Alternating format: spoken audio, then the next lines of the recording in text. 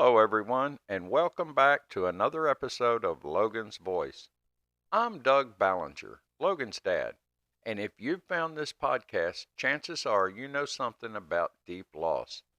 The kind of loss that doesn't just break your heart, it rewrites your entire life.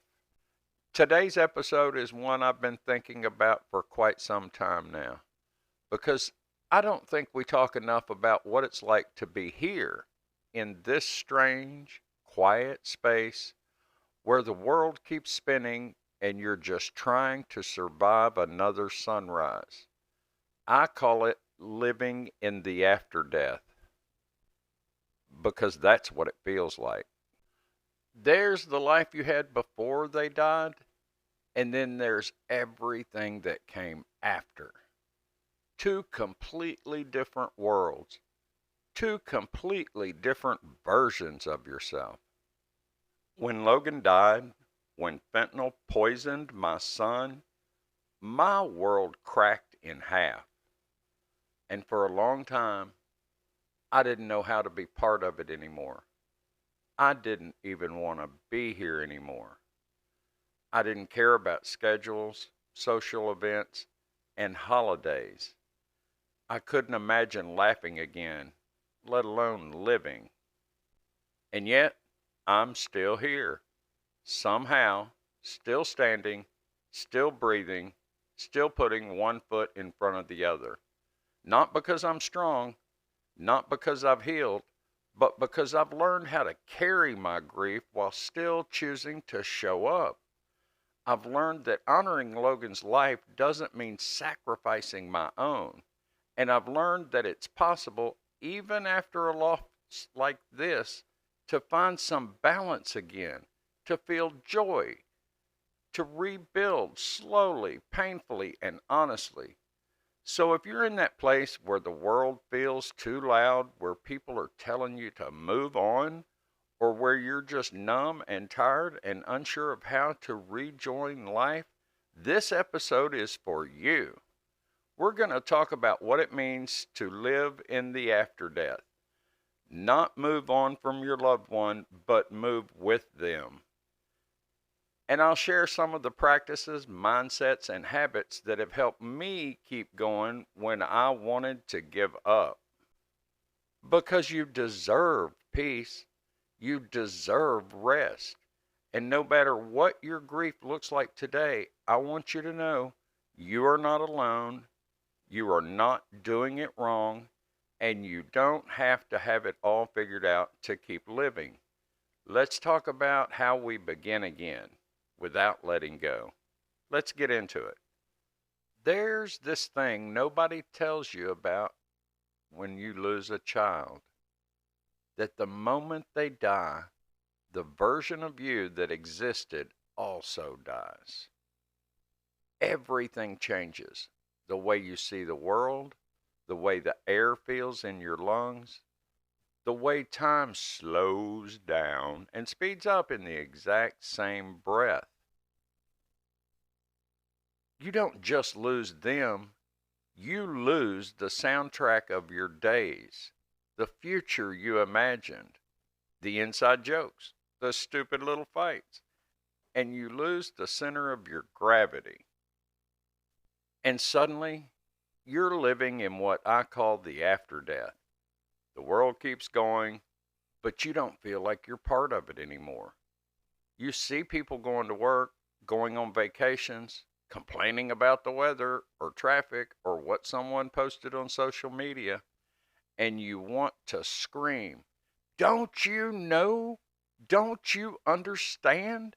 My son is gone. Nothing is normal anymore." But the world doesn't stop. It rarely even slows down. People mean well, but they don't always get it. They might say things to you like, "Stay strong. Time heals. He's in a better place." Or the one I personally hate the most is, "Everything happens for a reason." Let me tell you something. There's no reason good enough to justify my son being gone. No lesson I needed to learn that badly. No silver lining that makes this pain worth it. That's what this kind of grief feels like. It's not just sadness, it's a body blow, a spiritual amputation, a fire that never fully burns out. And grief like this isn't linear. There's no timeline, no finish line, and no neat 5 stages like the books say. Some days, you're okay enough to get out of bed and do the dishes. Other days, you forget how to breathe. Sometimes a smell, a song, or a damn cereal box in the grocery store takes you right back to square one. For me, it was the vegetable aisle. I picked up a can of green beans and melted down a few months after Logan first died. Luckily, Randy was there. He gathered me up and we left the store. You see, Logan's favorite aisle was the vegetable aisle at the grocery store. When he was a kid, we'd let him run wild in there and get whatever vegetables he wanted. And because he was picking them out, he ate his vegetables. So the first time I went shopping and had to go down the vegetable aisle, I had to come apart. And here's what I've learned. You don't get over this. You don't move on. You learn to live with it. You learn to carry the weight of it, to make room for joy beside it, to laugh through tears and cry through smiles. Living in the after death means learning how to hold space for both grief and growth, for pain and peace, for the life you lost and the life you're still somehow trying to live. And some days, that means just surviving. And that is enough. Let's talk about something we don't talk about enough: the guilt that comes from moving forward. Grief is heavy, but grief with guilt, that's something else entirely. When you lose a child, especially to something like fentanyl poisoning, you don't just lose their presence, you lose the permission you thought you had to ever feel joy again. The first time I laughed after Logan died, it stopped me cold. It wasn't a big laugh, just a quick reaction to something someone said, but it hit me like a brick. How dare I laugh when he's not here? The first time I made plans for myself, something as simple as going for a hike or having dinner out, it felt wrong, like I was betraying his memory just by participating in life. And then there's the moments when people start expecting you to get back to normal, to heal, to move on. But what they don't understand is you can't move on from the loss of your child. There's no going back to normal. That life died the day they did. And when you do start showing signs of recovering, of even slight improvement, sometimes that guilt sneaks in and whispers, "You're forgetting him. You should be more sad than this. What kind of parent laughs when their child is dead?" That's the trap. We think that healing means forgetting, that feeling better means we've stopped caring. But that's just the lie guilt tells us. And what I've had to learn, and I'm still learning, is that moving forward is not the same as moving on. There is a big difference. Moving on implies you've left something behind. Moving forward means you're carrying it with you, integrating it, finding ways to make meaning in the mess. It means I carry Logan with me into every room I enter, every story I tell, every time I speak his name. Moving forward doesn't erase the love, it honors it. It says, I feel the pain, but I'm choosing to keep living because I still have something to say, because my voice can still matter, because Logan's story doesn't end with a headstone, it lives on through me. And I finally figured out I had to stop asking myself, what will people think if I smile again? And start asking, what would Logan want for me? And I truly believe this: Logan wouldn't want me to be frozen in grief. He wouldn't want me to vanish. He wouldn't want me to feel like I had to choose between loving him and living. I don't believe healing means the pain is gone. I believe it means we've made room to live alongside it. And that takes time. It takes grace.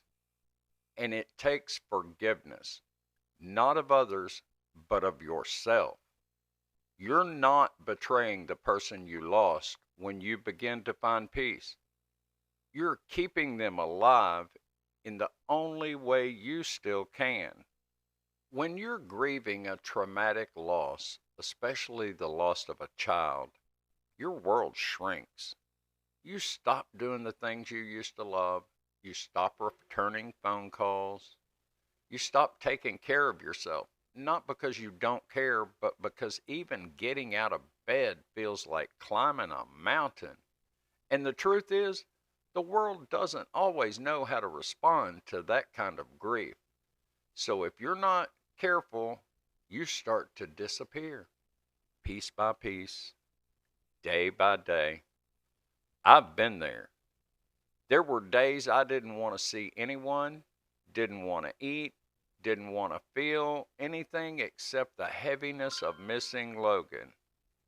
And for a while, that's all I could do.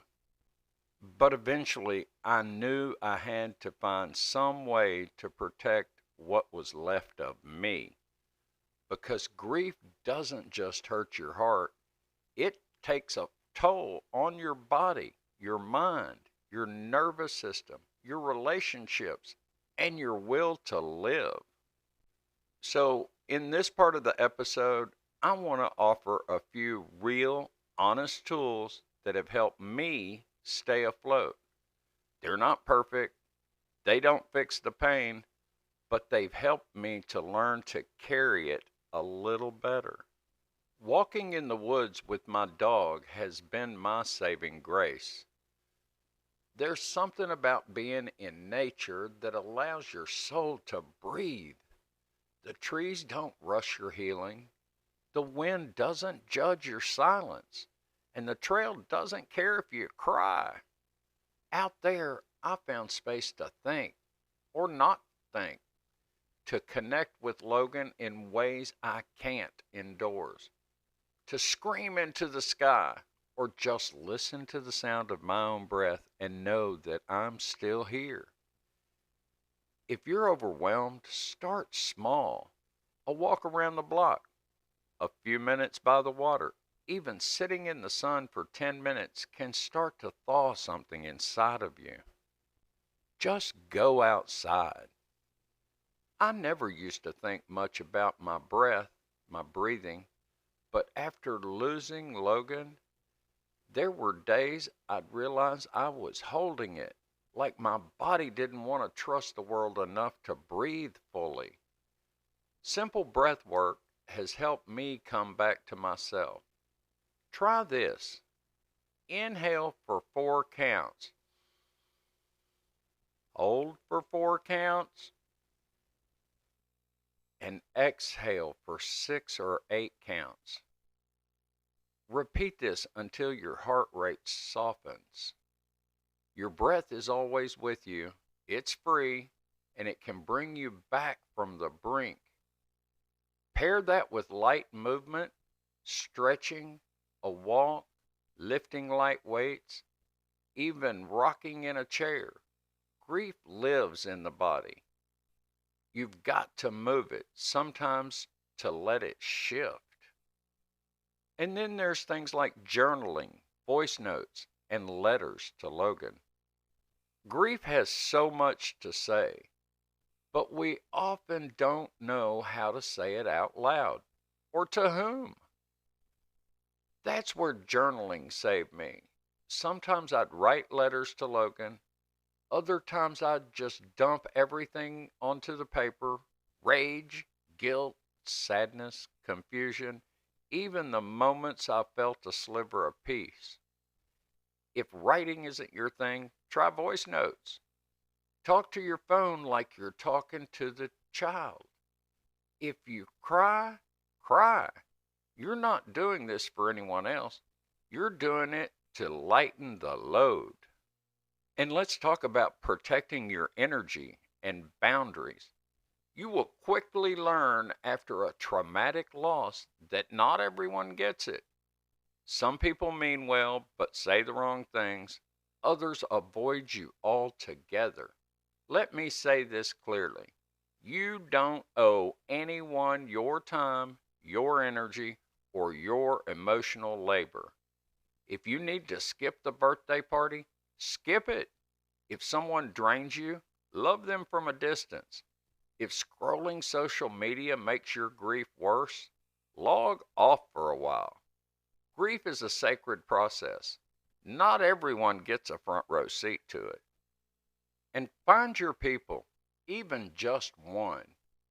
Grief can feel isolating, but there are people out there who do understand, who won't flinch when you say, "My child died," who won't tell you to move on or look on the bright side. Whether it's a local support group like Hope Movement Coalition, or a virtual Zoom call, a podcast like this, or even one friend who gets it, find your people. You don't need a crowd. You just need safe connection. And if you haven't found them yet, keep looking. They exist. Create something, anything.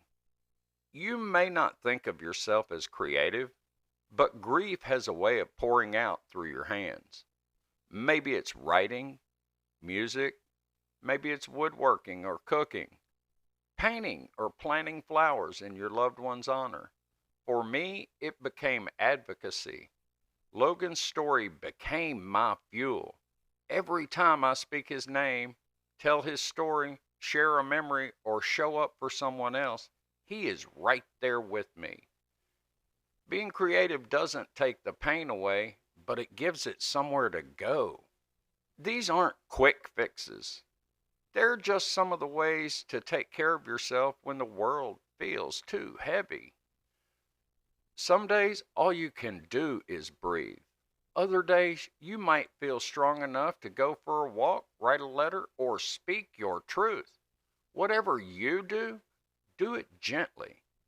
You're still here, and that matters. You are not alone. Reclaiming joy, guilt-free. This one's hard to talk about because for a long time I didn't believe it was even possible. Joy, when you lose a child, the very idea of joy can feel like a betrayal. You wonder, how can I smile when my son is gone? How can I plan a trip, laugh at a joke, or enjoy a sunset knowing he'll never experience those things again? It feels wrong, and honestly, for a while it is. Because in the early days, the pain is so loud, the weight is so crushing. You don't want to feel better, because feeling better means you're letting go. But here's what I've learned after walking through the darkest places grief can take you. Joy is not the opposite of grief. It's not the absence of pain. It's the space we make alongside it. Joy isn't forgetting. It's remembering that your life still matters too.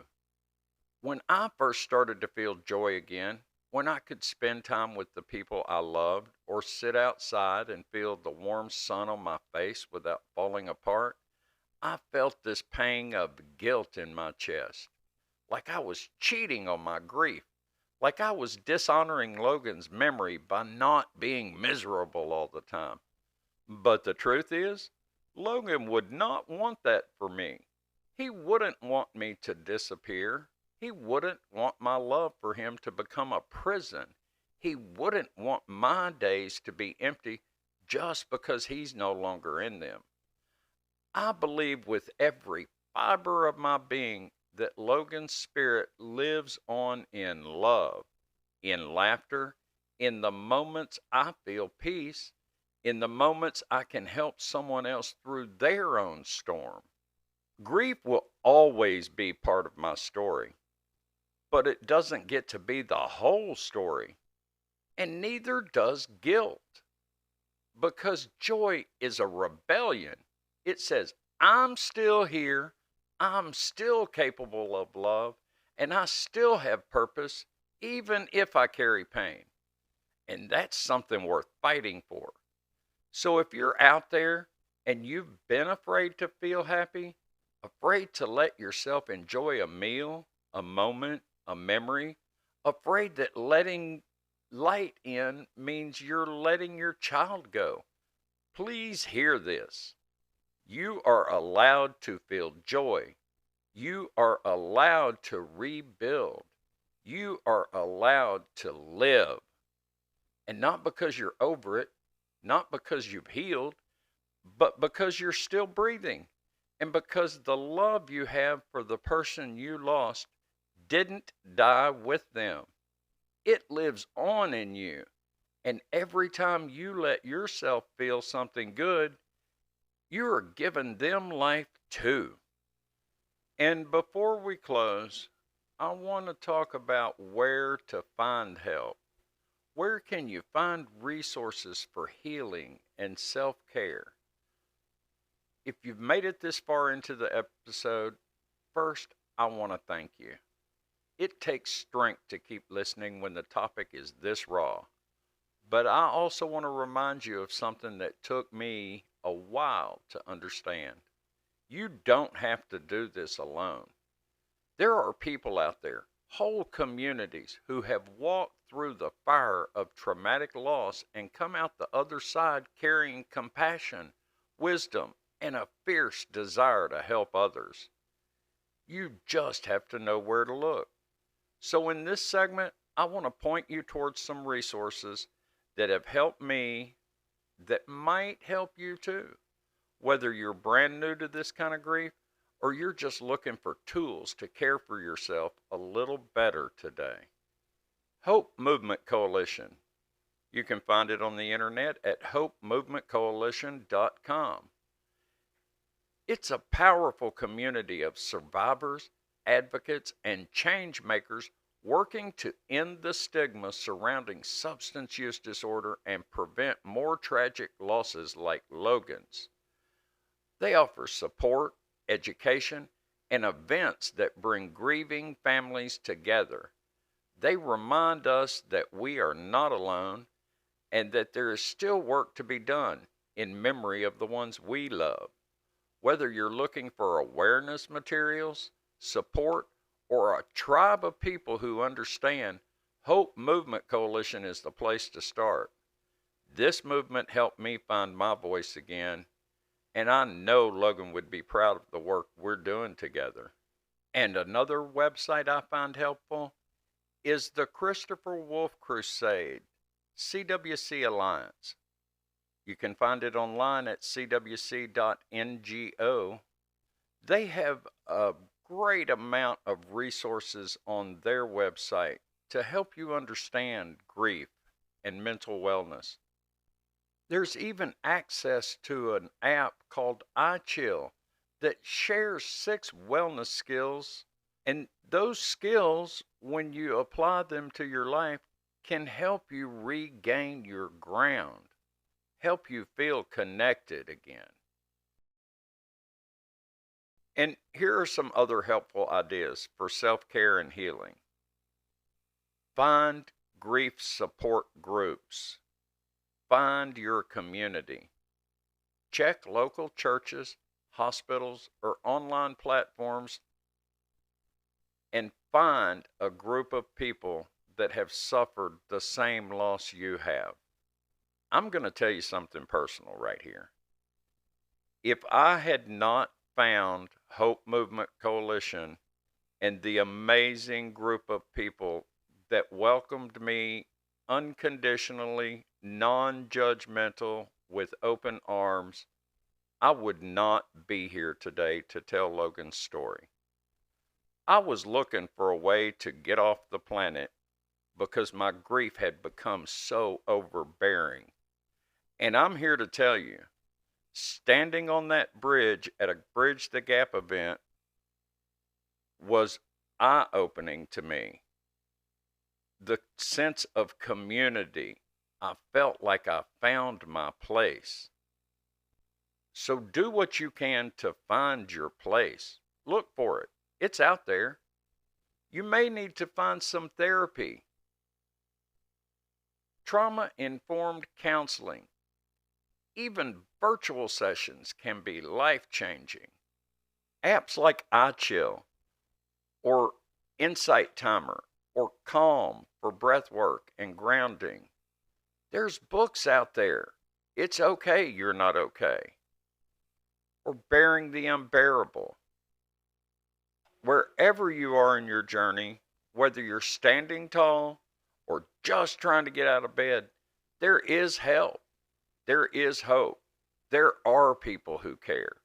And there are tools that can support you in this new reality. You don't have to fix everything today. You just have to take the next breath, the next step, and know that you are worthy of healing, even in your brokenness. If you're still listening, I want to thank you again from the deepest place in my heart for showing up today, because I know how hard it is to sit through this kind of conversation. I know how heavy it feels to even think about healing when you're still shattered. And I know what it's like to feel stuck in that in between place. The one where the world keeps spinning and you're just trying to remember how to keep breathing. But you showed up. You listened. You gave yourself space to feel, to remember, maybe even to cry. That's not weakness. That's strength. Grief after traumatic loss isn't something you get over. It becomes a part of you, woven into your bones, your heartbeat, your voice. But it doesn't have to define you entirely. It doesn't have to drown you forever. Living in the after death is about honoring your loved one and honoring yourself. It's about making room for sorrow and joy, for tears and laughter, for absence and presence. It's about finding ways to carry your grief without letting it carry you away. And no, you don't have to do it all at once. You don't need to be fixed. You don't need to pretend to be okay. You just have to keep going, one moment at a time. Maybe that means taking a walk. Maybe it means saying your child's name out loud. Maybe it means showing up to a support group or sending a message to someone who gets it. Or maybe it's just making your bed today. Wherever you are, that's okay. There's no timeline, no manual, no checklist. But I promise you, it is possible to feel the sun again, to laugh without guilt, to live without forgetting. Logan is still with me every day, in my advocacy, in the stories I share, in the way I show up for others who are walking through this same storm. And I know if you're listening, you carry someone with you too. So keep going, keep breathing, keep honoring your grief in whatever way feels true, because your story matters, your healing matters, and you matter. Thank you for letting me share mine today. If you found today's episode helpful, please share it with someone who might benefit. Be that person that shows up. Be the change. Until next time, this is Logan's voice, and I'll keep speaking until no grieving parent ever feels alone again. I am Logan's voice. I am Logan's dad, and I will not be silent any longer.